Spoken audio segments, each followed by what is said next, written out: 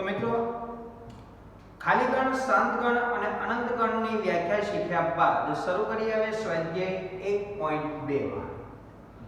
પ્રશ્ન 1. નીચેનામાંથી કયા ગણ ખાલી ગણના ઉદાહરણ છે એ આપણે કહેવાનું છે. કે આપણને કુલ 4 ઉદાહરણ આપેલા છે. એ 4 ઉદાહરણ પૈકી કયું ઉદાહરણ ખાલી ગણનું છે અને કયું ઉદાહરણ ખાલી ગણનું નથી એ આપણે કહેવાનું છે. ચલો નંબર 1. 2 વડે વિભાજ્ય અયુગ્મ પ્રાકૃતિક સંખ્યાઓનો ગણ. દોસ્તો અહીં આપણને કોનો ગણ કીધું છે, કેવી સંખ્યાઓનો ગણ કીધો છે? તો કે એવી સંખ્યાઓનો ગણ કીધો છે જે 2 વડે વિભાજ્ય હોય, અયુગ્મ હોય તેમજ પ્રાકૃતિક સંખ્યા હોય તેવી સંખ્યાઓનો ગણ આપણે કહેવાનો છે કે આપેલો ગણ જે છે એ ખાલી ગણ છે કે નથી. તો પહેલા તો આપણે 2 વડે વિભાજ્ય હોય તેવી પ્રાકૃતિક સંખ્યાની જો હું વાત કરું, 2 વડે વિભાજ્ય એનો મતલબ કે 2 નો ગુણી અને 2 નો ગુણી એનો મતલબ કે 2 નો ઘડિયો લખી નાખવાનો. દોસ્તો 2 નો ઘડિયો આપણે બોલીએ તો 2 એકા 2, 2 દો 4, 2 તેરી 6, 2 ચોક 8, 2 પંચા 10, 2 છંગ 12 ડેશ ડેશ ડેશ. તો દોસ્તો આ તમામ સંખ્યાઓ છે એ 2 નો ગુણિત છે. એનો મતલબ કે 2 વડે વિભાજ્ય છે. તો 2 વડે વિભાજ્ય હોય તેવી આ તમામ પ્રાકૃતિક સંખ્યાઓ થઈ ગઈ. પણ આપણે કેવી પ્રાકૃતિક સંખ્યા કહેવાની છે? અયુગ્મ. અયુગ્મ એટલે કે એકી. તો દોસ્તો જરીક શોધો જોઈએ આમાં એકી પ્રાકૃતિક સંખ્યા કઈ છે? તો કે એકેય નથી. એનો મતલબ એવો થયો કે 2 વડે વિભાજ્ય હોય, અયુગ્મ હોય તેવી પ્રાકૃતિક સંખ્યાઓ એકેય હોતી નથી. એકેય નથી હોતી એનો મતલબ કે ગણમાં એકેય સભ્ય છે જ નહીં અને એકેય સભ્ય નથી, માટે એવા ગણને શું કહેવાય છે? ખાલી ગણ. એટલે પહેલાનો આન્સર આવશે ખાલી ગણ છે. રેડી દોસ્તો? ચલો ત્યાર પછી નંબર 2. યુગ્મ અવિભાજ્ય પ્રાકૃતિક સંખ્યાઓનો ગણ. દોસ્તો કેવી સંખ્યાઓનો ગણ કીધો છે? યુગ્મ અવિભાજ્ય પ્રાકૃતિક સંખ્યાઓનો ગણ. પ્રાકૃતિક સંખ્યાની વાત કરીએ આપણે તો પ્રાકૃતિક સંખ્યા એટલે કઈ આપણી 1 2 3 4 5 6 7 અનંત સુધી. એમાંની કેવી પ્રાકૃતિક સંખ્યા લેવાની છે? યુગ્મ. યુગ્મ એટલે બેકી. બેકી એટલે કઈ તો કે 2 4 6 8 10 ડેશ ડેશ ડેશ. એમાં તે પાછી કેવી હોવી જોઈએ? અવિભાજ્ય હોવી જોઈએ. દોસ્તો જરીક ચેક કરો જોઈએ આમાંની અવિભાજ્ય સંખ્યા કઈ કઈ છે? તો ઘણા કહે છે એકેય નહીં. અરે ભાઈ વ્યવસ્થિત ધ્યાન આપ. અવિભાજ્ય સંખ્યા શોધ્યામાંથી છે એકાદી સંખ્યા જે અવિભાજ્ય છે. કઈ? તો કે 2. ખૂબ સરસ. 2 કેવી છે? અવિભાજ્ય. જ્યારે બાકીની બધી કેવી છે? વિભાજ્ય. એનો મતલબ કે યુગ્મ હોય અને અવિભાજ્ય પણ હોય તેવી પ્રાકૃતિક સંખ્યા કઈ આવશે? 2. એનો મતલબ કે આગળમાં કયો સભ્ય આવશે? તો કે 2 આવશે. એનો મતલબ એવો થયો કે ગણમાં એક સભ્ય છે. એક સભ્ય છે એનો મતલબ ખાલી નથી. એનો મતલબ કે આપેલો ગણ એ ખાલી ગણ નથી. ચાલો એટલે આમાં જવાબ આવશે આપણો ખાલી ગણ નથી. રેડી દોસ્તો? ચલો ત્યારબાદ ત્રીજો પ્રશ્ન. x જ્યાં x એ પ્રાકૃતિક સંખ્યા છે, x less than 5 અને x greater than 7. દોસ્તો અહીંયા આપણને ગુણધર્મની રીત આપી છે. આને પહેલા આપણે શેમાં લખશું? યાદીની રીતમાં. દોસ્તો યાદીની રીતમાં આપણે લખીએ તો અહીંયા કોની કિંમત આપણે લખવાની છે? x ની. જ્યાં x એ શું છે? પ્રાકૃતિક સંખ્યા. દોસ્તો પ્રાકૃતિક સંખ્યાની વાત કરું તો 1 2 3 4 5 6 7 8 9 10 ડેશ ડેશ ડેશ આ બધી પ્રાકૃતિક સંખ્યાઓ. પણ દોસ્તો આપણે કેવી પ્રાકૃતિક સંખ્યા લખવાની છે કે જે સંખ્યા 5 થી કેવી હોય? નાની. દોસ્તો લેસ ધેન નો અર્થ શું થાય? તો કે નાની. એટલે x ની કિંમત 5 થી કેવી હોવી જોઈએ? નાની. 5 થી નાની એટલે આ બધી આવશે. અને એ પાછી સંખ્યા 7 થી મોટી પણ હોવી જોઈએ. x greater than 7. greater than એટલે મોટી. એટલે x ની કિંમત 7 થી કેવી હોવી જોઈએ? મોટી. દોસ્તો જે 5 થી જે નાની જે સંખ્યાઓ છે એ તમામ સંખ્યાઓ 7 થી મોટી છે કે નથી? તો એનો મતલબ એવો થયો કે આ તમામ સંખ્યાઓ 5 થી નાની છે પણ 7 થી મોટી નથી. એનો મતલબ કે આવી સંખ્યાઓનો સમાવેશ આમાં થશે નહીં. એનો મતલબ કે એવી કોઈ સંખ્યા જ નથી કે જે 5 થી નાની હોય અને 7 થી મોટી હોય. એવી કોઈ પ્રાકૃતિક સંખ્યા હોતી નથી. એનો મતલબ કે આ ગણમાં એકેય સભ્ય આવે નહીં અને એક પણ સભ્ય ન આવતો હોવાથી આ ગણ પણ કેવો છે? ખાલી ગણ છે. રેડી દોસ્તો? ચાલો ત્યાર પછી નંબર 4 y જ્યાં y એ બે ભિન્ન સમાંતર રેખાઓનું સામાન્ય બિંદુ છે.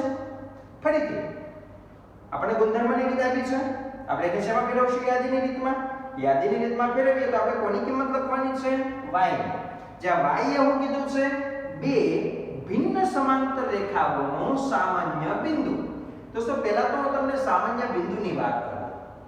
સામાન્ય બિંદુ એટલે શું? એક હું તમને ઉદાહરણ આપું.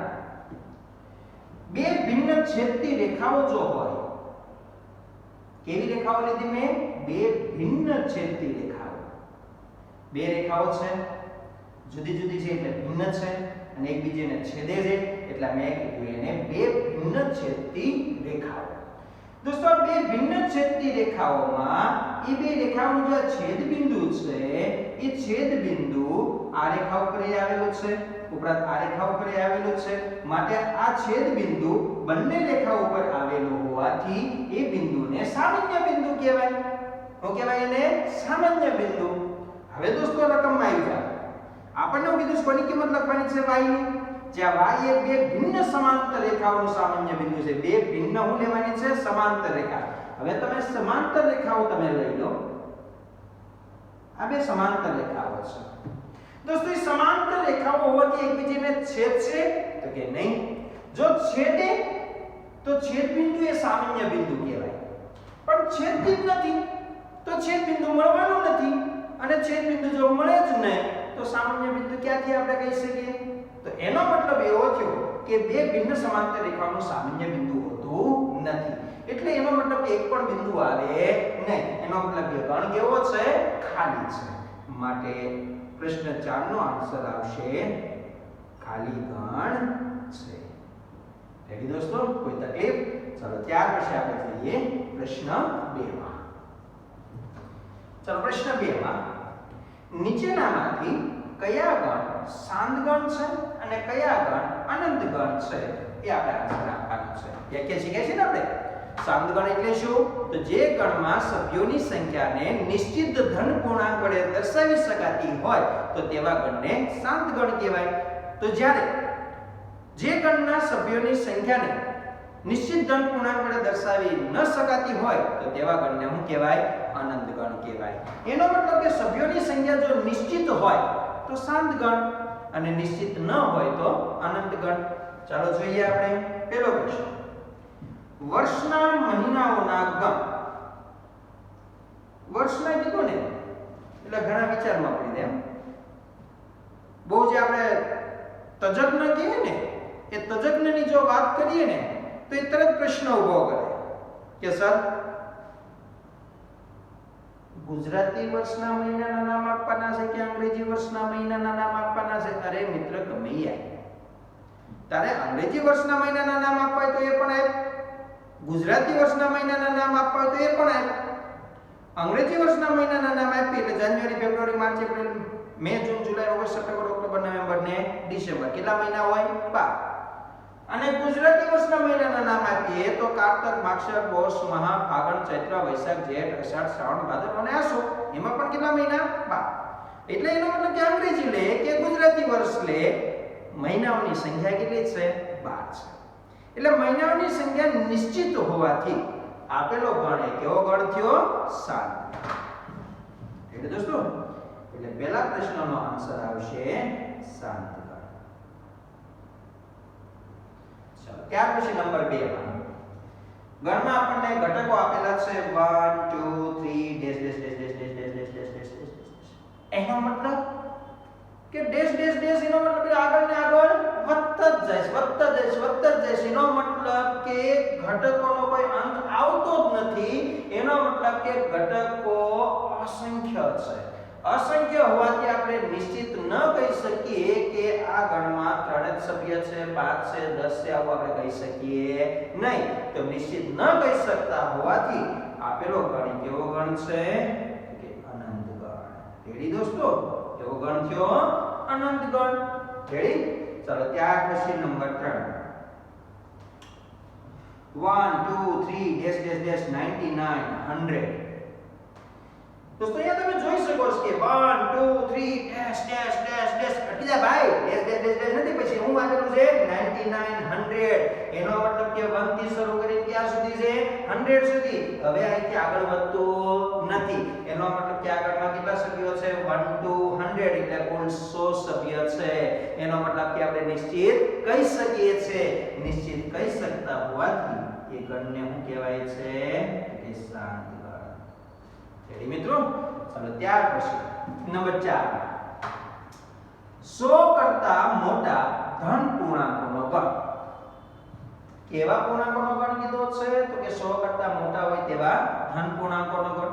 દોસ્તો 100 કરતા મોટા ધન પૂર્ણાંકો એટલે કયા? 101 102 103 104 105 ડેશ ડેશ ડેશ ડેશ અનંત સુધી જશે. એટલે એનો મતલબ કે અહીંયા સભ્યો અનંત સુધી હોવાથી સભ્યોની સંખ્યા નિશ્ચિત નથી. નિશ્ચિત ન હોવાથી આપેલો ગણ એ કેવો ગણ કહેવાય? તો કે અનંત ગણ.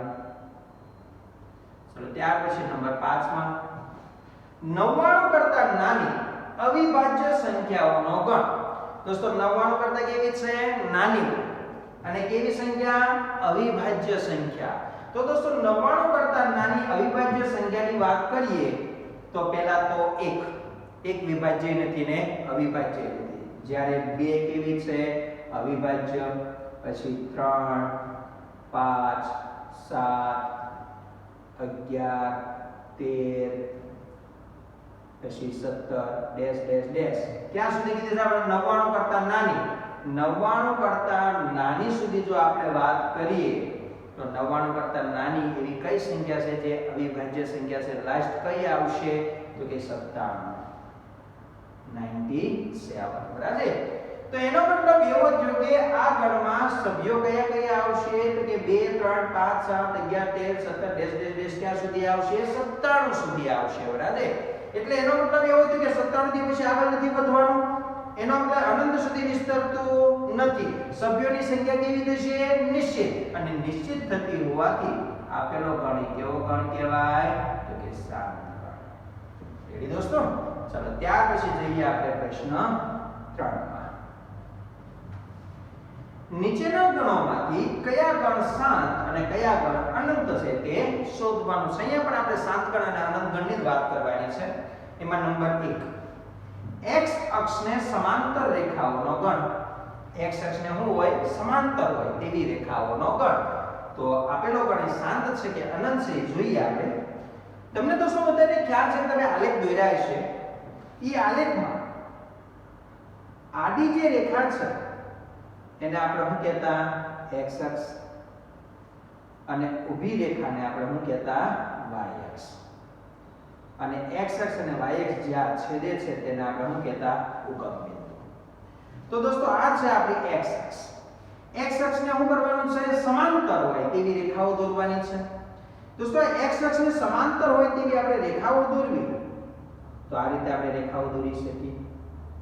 આ x અક્ષ જે છે આ x અક્ષને શું છે? બધી સમાંતર છે. આવી રીતે આપણે ઘણી બધી રેખાઓ દોરી શકીએ. નીચે પણ ઘણી બધી રેખાઓ દોરી શકીએ. અને હજી તો દોસ્તો આમ તો વિસ્તરતું જતું હોય ને એટલે આમ પણ ઘણી બધી આપણે રેખાઓ દોરી શકીએ. એટલે x અક્ષને સમાંતર હોય તેવી ઘણી બધી રેખાઓ દોરી શકતા હોવાથી કેટલી રેખાઓ મળશે? તો કે અસંખ્ય રેખાઓ મળશે. નિશ્ચિત મળશે નહીં. માટે આપેલો ગણ કેવો ગણ કહેવાય? તો કે અનંત ગણ. ખ્યાલ આવી ગયો દોસ્તો બધાને? હવે ઘણી વખત તો પ્રશ્ન એવો થાય કે x અક્ષને સમાંતર હોય તેવી અનંત રેખાઓ મળે તો પાછા ઘણા તજજ્ઞ શું કહે દોસ્તો કે તો y અક્ષને સમાંતર હોય ને તેવી તો ચોક્કસ મળતી છે. એ ચોક્કસ ના મળે દોસ્ત. એમાં પણ કેવી મળે? અસંખ્ય રેખાઓ મળે. એટલે y અક્ષને સમાંતર રેખાઓનો ગણ કીધો હોય તો એ પણ શું થાય? અનંત ગણ થાય. ચાલો ત્યાર પછી નંબર 2 માં અંગ્રેજી મૂળાક્ષરોનો ગણ. હવે તમને જો સવાલ એવો પૂછી પડવામાં આવ્યો હોય કે મિત્ર બોલો જોઈએ કેટલા અંગ્રેજી મૂળાક્ષર હોય, એટલે તો થોડા વિદ્યાર્થીઓ તો તરત જ જવાબ આપી દે કે અંગ્રેજી મૂળાક્ષરની સંખ્યા 26 હોય, જ્યારે થોડાક છોકરામાં મળે.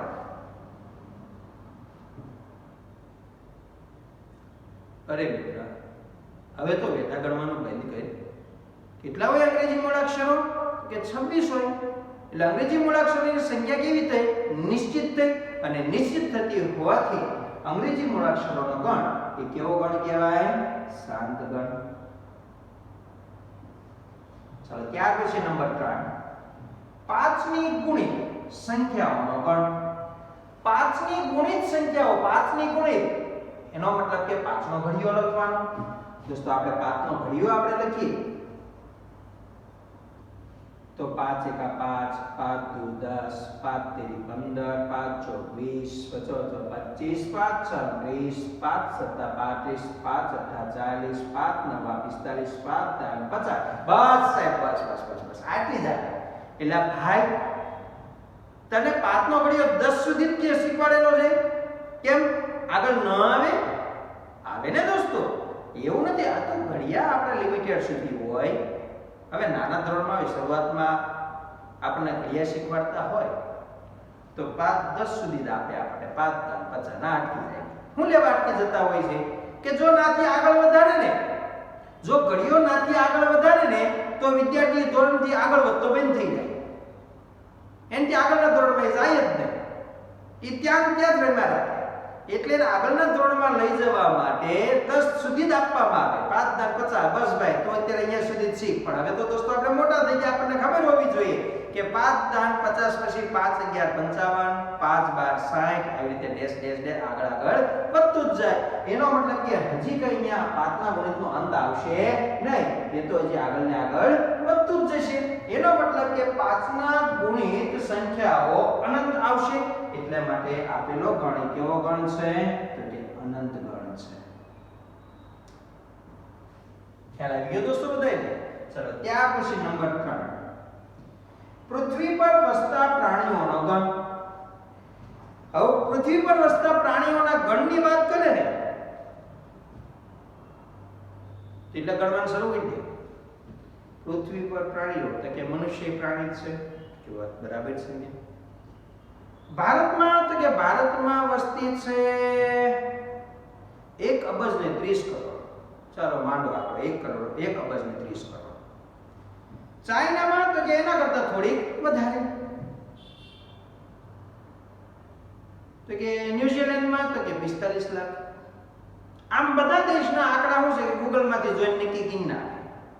આન પછી નીચે સ્ક્રોલ માંડે પછી કે સાહેબ આટલી વસ્તી છે અને ચોક્કસ કહી શકું છું માટે કે શાંત. એટલે ભાઈ મનુષ્ય એક જ પ્રાણી નથી. હાથી, ગાય, ભેંસ, ઘોડા, વગડા, કીડી, મકોડા બધા પ્રાણી જ કહેવાય. અરે હમણાં જે પેલો વાયરસ ફેલાનો કે નહીં, એ વાયરસ એક પ્રકારના જીવજંતુ એક સૂક્ષ્મ પ્રાણીમાં જ આવે. તો તમે તરત કહેશો કેમ સાહેબ ગણવા જવા ગયા? તો મારો સવાલ તમને એ જ છે કે પૃથ્વી પર વસતા પ્રાણીઓ આપણે ન ગણી શકીએ. એનો મતલબ કે પ્રાણીઓની સંખ્યા કેવી હોય? અસંખ્ય હોય. અને અસંખ્ય હોવાથી આપેલો ગણ એ કેવો ગણ છે? તો કે અનંત ગણ છે. ચલો ત્યાર પછી નંબર 4 માં ઉગમ બિંદુ 0 0 માંથી પસાર થતા વર્તુળોનો ગણ. દોસ્તો ઉગમ બિંદુ, પહેલા તો મને એમ કે ઉગમ બિંદુ એટલે કેટલા બિંદુ?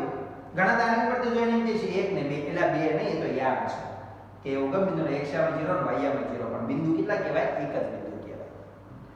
કોઈ આપણને પૂછે ને કે એક બિંદુમાંથી કેટલા વર્તુળ પસાર થાય, તો પહેલા તો હું તમને એક બીજી વાત તમને કરી દઉં કે 3 અસમરેખ બિંદુઓમાંથી અનન્ય વર્તુળ પસાર થાય. અનન્ય એટલે શું? તો કે એક અને માત્ર એક જ વર્તુળ પસાર થાય. કેવા બિંદુઓ? 3 અસમરેખ બિંદુઓ. 3 અસમરેખ બિંદુ, અસમરેખ એટલે ખબર ને એક જ રેખામાં આવેલા ન હોય તેવા. તો આવા 3 અસમરેખ બિંદુ લઈ લીધા. તો આવા 3 અસમરેખ બિંદુઓમાંથી